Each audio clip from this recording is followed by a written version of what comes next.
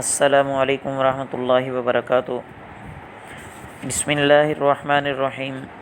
عزیز طلباء، تعلیم الاسلام کے سبق میں ہم پانی کے باقی مسائل پڑھ رہے ہیں۔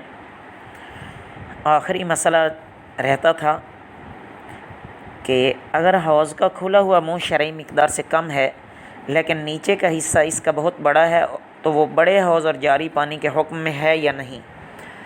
تو جواب یہ ہے کہ اگر حوض 10 گز لمبا 10 گز چوڑا ہے لیکن اس کے چاروں طرف یا کسی ایک دو طرف سے اس کا منہ چھپا دیا ہے تو جس چیز سے چھپایا ہے اگر وہ پانی سے اونچی اور الگ رہتی ہے تو وہ حوض ٹھیک ہے اور جاری پانی کے حکم میں ہے، اور اگر وہ حوض جس سے پانی چھپایا ہے وہ پانی سے لگی رہتی ہے تو وہ حوض ٹھیک نہیں ہے اور تھوڑے پانی کا حکم رکھتا ہے۔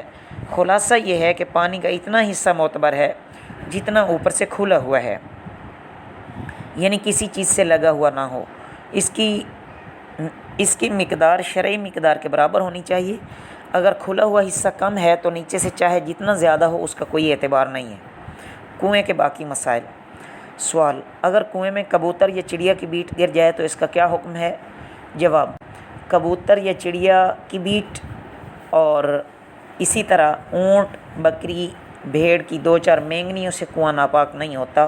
سوال: اگر کنویں میں کافر ڈول نکالنے کے لیے اترا اور پانی میں غوطہ لگایا تو کنویں کا کیا حکم ہے؟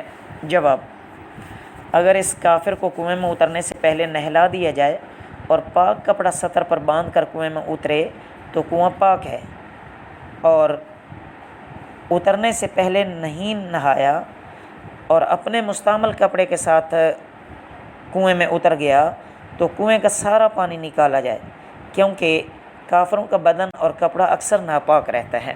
سوال: اگر کنویں پر کوئی خاص ڈول پڑا نہ رہتا ہو بلکہ لوگ چھوٹے بڑے مختلف ڈولوں سے پانی بھرتے ہوں تو اس کنویں کو پاک کرنے کے لیے کس ڈول سے پانی نکالا جائے؟ تو جواب یہ ہے، جب کنویں پر کوئی خاص ڈول نہ ہو یا کنویں کا خاص ڈول بہت بڑا یا بہت چھوٹا ہو تو ان صورتوں میں درمیانی ڈول کا اعتبار ہوگا، اور وہ درمیانی ڈول یہ ہو کہ جس میں 80 انگریزی روپیہ بھر کے سیر سے 3.5 سیر پانی سماتا ہو، یعنی اس میں 80 انگریزی روپیہ بھرا جائے اور سیر سے 3.5 سیر پانی سما جاتا ہو۔ اس کے بعد عزیز طلباء آگے تیمم کا بیان ہے۔ تیمم کسے کہتے ہیں؟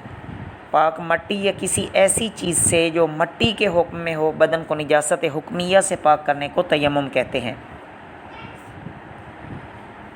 سوال: تیمم کب جائز ہوتا ہے؟ جواب: جب پانی نہ ملے یا پانی کے استعمال کرنے سے بیمار ہو جانے یا مرض بڑھ جانے کا اندیشہ ہو تو تیمم کرنا جائز ہوتا ہے۔ سوال: پانی نہ ملنے کی کیا کیا صورتیں ہیں؟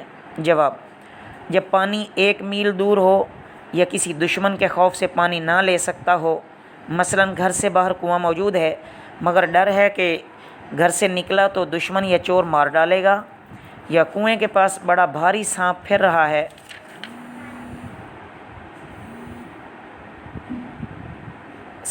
رہا ہے یا شیر کھڑا ہے، یا تھوڑا پانی اپنے پاس موجود ہے مگر ڈر ہے کہ اگر اسے وضو میں خرچ کر دیا تو پیاس سے تکلیف ہوگی، یا کنواں موجود ہے مگر ڈول رسی نہیں ہے، یا پانی موجود ہے مگر یہ شخص اٹھ کر اسے نہیں لے سکتا اور دوسرا آدمی موجود نہیں، یہ سب صورتیں پانی نہ ہونے کے حکم میں داخل ہیں۔